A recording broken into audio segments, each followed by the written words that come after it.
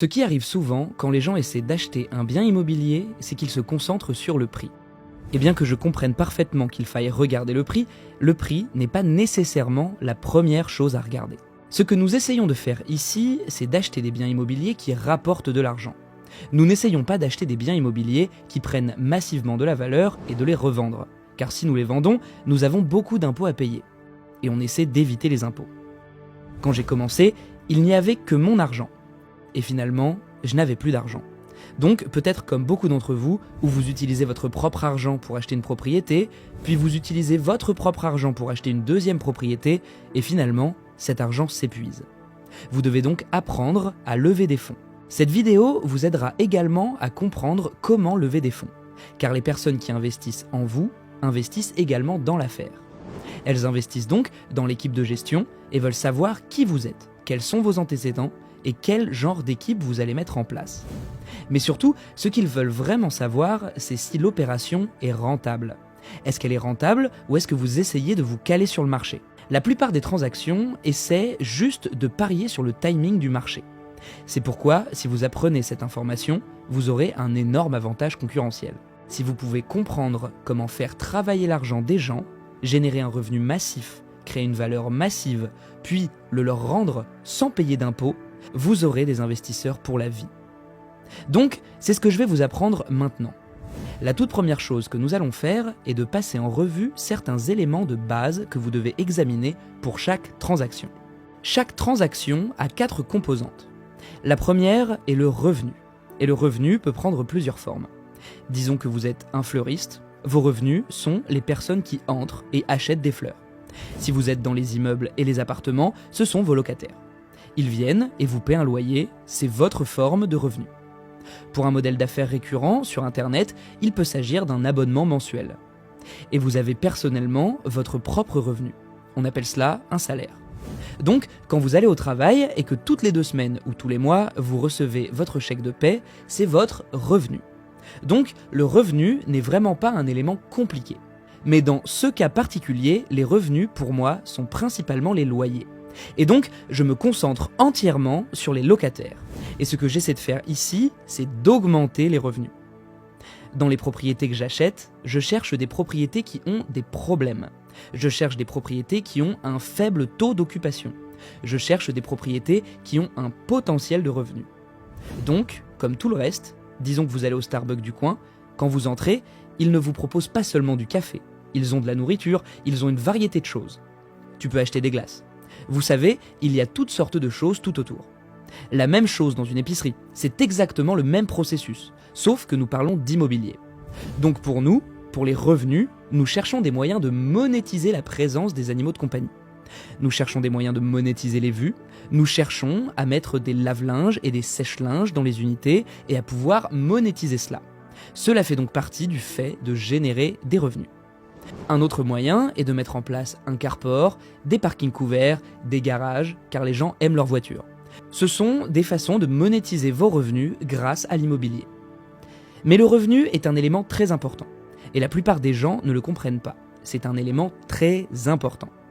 Le deuxième élément est la dépense, et c'est généralement un élément négatif. Alors évidemment, les dépenses sont tout ce qui va des salaires à la publicité et au marketing. Il s'agit de vos impôts, de votre assurance, de tous vos services publics. Donc, encore une fois, pensez à vous. Vous avez probablement une hypothèque. Vous avez peut-être un loyer, un paiement pour votre voiture, des vacances que vous voulez prendre, vous devez acheter de la nourriture. Vous avez peut-être un animal de compagnie. Ce sont toutes des dépenses. La même chose arrive dans l'immobilier. Sauf que pour nous, ici, je dois payer une facture d'électricité. Je dois payer la compagnie d'électricité pour toutes les lumières. Je dois payer une compagnie des eaux pour l'eau que les locataires utilisent et je dois payer une facture d'ordures pour les personnes qui viennent ramasser les ordures. Donc, ce sont toutes les dépenses de chaque location, de chaque bâtiment commercial ou industriel. Il y a les taxes, les assurances. Et ce sont quelques-unes des choses que j'ai déjà mentionnées. Et donc, ce que nous faisons, c'est que nous essayons de minimiser nos dépenses.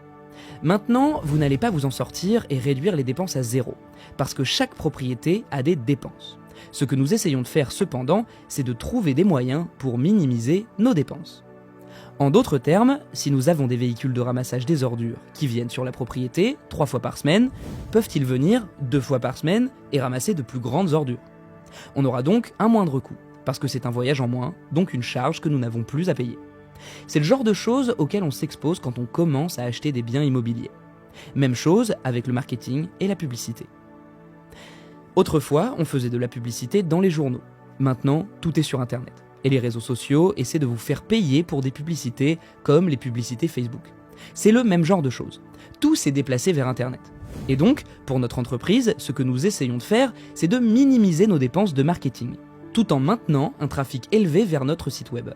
Et nous avons fait cela par le biais des blogs, de toutes sortes d'autres choses, pour amener les gens à venir sur notre site web. Ainsi, au lieu de payer pour des publicités en ligne, notre entreprise ne paie plus rien en marketing et en publicité. À l'exception des salaires, car les blogueurs que nous payons ici, dans notre entreprise, génèrent suffisamment de trafic pour dépasser ce que nous aurions obtenu en publicité payante. C'est le genre de choses que l'on fait du côté des dépenses. Nous avons des personnes à plein temps qui s'occupent de l'assurance et des taxes pour toutes nos propriétés, car nous avons plus de 10 000 propriétés. Et donc, nous payons des millions de dollars chaque mois en taxes et en assurance. Et nous devons nous assurer que nous les minimisons. Tous ces éléments ont à voir avec la prochaine composante qui s'appelle le revenu net d'exploitation ou NOI. Le NOI, ce sont vos dépenses après vos revenus. Combien d'argent vous reste-t-il après vos dépenses? Pour beaucoup d'entre vous, c'est zéro, ou même négatif. Si vous n'avez pas d'emploi, vos dépenses sont probablement supérieures à vos revenus. Mais si vous avez un travail, avec un peu de chance, vos revenus sont supérieurs à vos dépenses. C'est la même chose pour un immeuble d'habitation. Si j'ai des dépenses de 100 000 par mois et que mes revenus sont de 120 000 par mois, alors mon revenu pour le mois, mon revenu net d'exploitation est de 20 000 dollars par mois. Mais si mon taux d'occupation baisse et qu'il est de 90 000 et que mes dépenses sont de 100, alors j'ai un revenu d'exploitation net négatif. C'est pourquoi la gestion des dépenses et des revenus est si importante, car le revenu net d'exploitation est le moyen de créer de la valeur. Et c'est ainsi que vous créez une richesse considérable pour vous-même et pour vos investisseurs. Si vous pouvez comprendre comment générer un revenu net d'exploitation élevé, alors vous réussirez très bien dans ce secteur. Comme je l'ai dit, la plupart des gens achètent quelque chose en espérant simplement que ça monte en valeur. Ils ne comprennent pas l'immobilier à ce niveau. Et si vous comprenez l'immobilier à ce niveau, vous allez faire fortune. La prochaine composante que nous devons ajouter est la dette ou l'hypothèque. Lorsque vous achetez un bien immobilier, disons que vous achetez une maison individuelle, la plupart des gens vont à la banque et obtiennent un prêt pour acheter cette maison. Donc, dans une grosse affaire d'immobilier commercial, même chose, on achète en utilisant de la dette. Maintenant, ce qui est cool avec la dette est qu'elle vient d'autres personnes. Et au passage, je vous remercie du fait d'avoir mis tout votre argent à la banque, parce que maintenant les banques vont se dire « Que diable, qu'est-ce qu'on va faire de tout cet argent ?» Tiens, on doit le prêter. Parce que lorsque vous mettez de l'argent dans une banque, lorsque les gens déposent leur chèque dans une banque, c'est un passif pour la banque. La banque est assise sur un tas d'argent, de gens, et elle doit vous payer des intérêts dessus. Alors, elle le prête à des types comme moi, sous forme de dette, pour acheter de l'immobilier. C'est comme ça que le système bancaire fonctionne. Ils veulent votre argent parce qu'ils le prêtent plus cher. Ils vous donnent 1% sur votre compte bancaire, et ensuite, ils me font payer 5 ou 6% pour l'emprunter. C'est ainsi que les banques gagnent de l'argent. La dette est donc un élément très important de l'achat de biens immobiliers, car il s'agit en fait de l'argent des autres personnes. Si vous pouvez utiliser la dette, alors vous pouvez devenir massivement riche. Un autre élément très important de la dette est l'effet de levier. Vous en avez tous entendu parler. Disons que vous achetez une maison de 100 000 dollars et que la banque vous accorde un prêt de 70 000 dollars. Vous n'avez qu'à trouver 30 000 dollars pour acheter une maison de 100 000 dollars. Le reste est sous forme de dette. Ils vous ont donné 70% du montant pour acheter cette maison. C'est ce qu'on appelle le ratio prêt-valeur, ou LTV. La dette est donc un élément très important car vous n'avez pas à verser la totalité de l'acompte. Vous n'avez pas besoin d'acheter la maison en liquide. Vous avez juste à aller voir une banque et c'est un élément très important à comprendre. Mais le coût de la dette est très important à savoir. Et les banques vous donneront cet argent si vous comprenez vos coûts. Alors pourquoi ne pas mettre 30 000 dollars pour acheter une maison à 100 000 dollars? C'est tout ce que je fais à plus grande échelle avec les 10 000 unités que nous possédons. Donc évidemment, nous sommes lourdement endettés. Et je suis très heureux d'être endetté parce que les principes que j'ai ici permettent de tout rembourser. Le dernier élément, après la dette, est le flux de trésorerie, ou le cash flow. Donc le cash flow est ce que nous essayons de faire sur chaque modèle.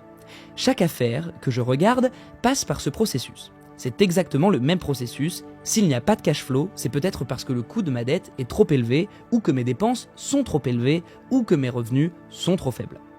Mais cela ne signifie pas nécessairement que c'est une mauvaise affaire, car je pourrais acheter un logement dont le taux d'occupation est de 50% et disons qu'il a un faible revenu.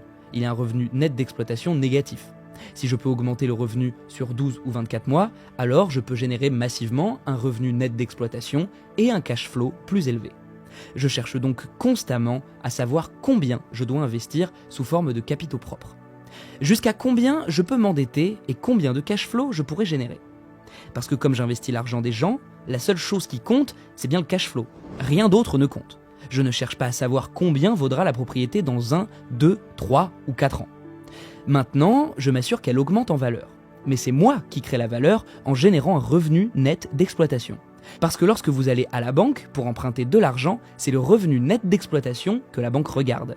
La banque se dit « Ok, si je dois accorder une dette ou une hypothèque à cette personne, je veux m'assurer que son revenu net d'exploitation est supérieur à ses dépenses. Parce que si mon revenu net d'exploitation n'est pas supérieur à mes dépenses, je ne pourrai pas payer ma dette. Il faut donc qu'il soit en très bonne position pour pouvoir maximiser sa dette et son cash flow. Toutes les affaires de la planète suivent ce processus. Et une fois que vous avez compris ça, vous pouvez devenir massivement riche. C'est très différent d'acheter quelque chose à bas prix et d'essayer de le vendre à prix élevé. Les banques ne regardent pas du tout cela. Donc, ce que nous essayons de faire ici, c'est d'investir massivement dans le cash flow à long terme, ce qui donnerait au final ce que nous appelons un rendement infini. Donc, le processus, c'est prendre l'argent des gens, générer une valeur massive, le retirer sous forme de dette et le rendre sous forme de cash flow à l'investisseur, chaque trimestre ou chaque année. C'est pourquoi nos investisseurs reviennent sans cesse vers nous, parce que nous générons des flux de trésorerie massifs et que nous leur rendons leur investissement sans impôt. Et ils sont maintenant avec nous dans les affaires sur un retour d'investissement infini.